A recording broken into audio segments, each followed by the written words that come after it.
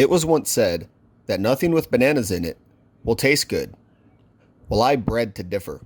In this video, I'm going to show you how to make this amazing banana nut bread.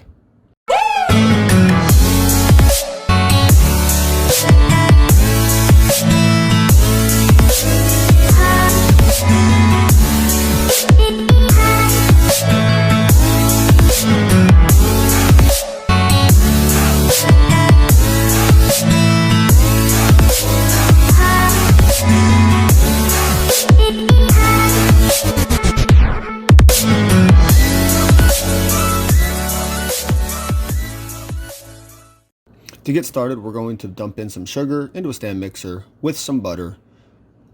And then we're going to attach the paddle attachment. And then we're going to beat it onto a low speed until everything is nice and combined. Next, we're going to add 2 eggs, the milk, and pure vanilla extract. You do not want to use artificial vanilla. Then we're going to add the bananas, and we're going to let the paddle attachment mash the bananas into the mixture. In other recipes, you may find where the bananas are mashed separately. I prefer to mash them in the stand mixer. Next, we're going to add the baking soda and the salt, and we're going to let this mix together until all the flavors are combined and become a wonderful flavor together. Next, we're going to stop the paddle attachment, we're going to open it up, and then we are going to dump in the flour. You want to make sure that you get all of the flour in here. Now, the amount of flour that I'm using in this recipe will not allow it to be dry. And then we're going to add our chopped pecans. Pecans add a wonderful texture to banana bread. There are recipes that call for banana bread without pecans or without any kind of nut, but this is the consistency that we want. And now we're going to basically prepare our tin pans. If you have a loaf pan, that's great. I could not find mine, so I'm using these tin pans and Crisco all vegetable shortening. To basically grease up these pans, we're going to take some paper towel and we're going to get a little bit of the shortening onto the paper towel, and then we're going to liberally coat the inside of both of the pans. You want to make sure that you get basically all the surface area covered with the vegetable oil. You really want to make sure it's coated well because you don't want the banana bread to stick to the pan itself. The shortening is going to help basically release the bread once the bread is finished cooking. Once we have all the tins thoroughly coated or liberally coated, next we are going to add the batter. And when you add the batter, you want to be careful and try to measure out in equal amounts the batter into the tin pans. You don't want to overfill one tin pan over the other because these are going to rise in the oven. So I'm going to slowly add in the batter into the pans. I'm going to add the batter into both pans. I'm going to do everything I can to make sure that I get it all spread out evenly. Here I'm using my spatula so I can spread it all out evenly, and then once I have it evenly spread out, we're going to give it a few love taps onto the counter to try to release some of the bubbles that might be inside of the batter itself.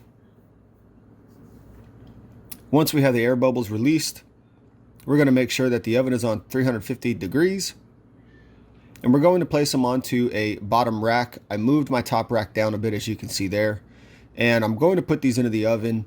And I'm going to offset them because I have a belief in myself that offsetting them is going to make them cook a little bit more evenly. After about an hour of cooking, we're going to bring them out and let them rest on a wire rack. Make sure that you check the doneness with either a butter knife or a toothpick. The golden rule is if anything sticks, it's not done. Next, I'm going to cut the loaf. It's a very hot loaf. You want to serve it hot, but I'm basically slicing the loaf as best as I can into equal segments as possible all the way down. For this loaf, I didn't cut it all the way down because I needed a picture for the thumbnail, and that's what you're going to see next. So as I cut it down, make sure you're utilizing proper cutting etiquette as you cut down with it. And next we're going to place it onto a serving tray. So just make sure that you get all of the bread onto the serving tray and try to organize and set it up in a very neat manner. And there we have our beautiful banana nut bread. As you can see, it is a wonderful looking bread, cooked thoroughly through. But next I had an issue. What exactly am I going to serve this with? Well, I decided to serve it with some Bruichladdich Scotch whiskey. It comes from the Isle of Islay in Scotland. And as you see, I'm struggling to open this up. It's a little difficult doing things one-handed. I have a lot of respect for people who can only work with one hand. But I do finally eventually get this tin lid off of the bottle. And as soon as I get it out, we'll go ahead and pull this bottle out. This Scotch is aged 10 years and it comes in a beautiful bottle. So all we're going to do is we're going to pour about a shot's glass worth of Scotch into the glass. We're not going to mix it with anything because this is good Scotch and you don't mix it with anything. You drink it straight.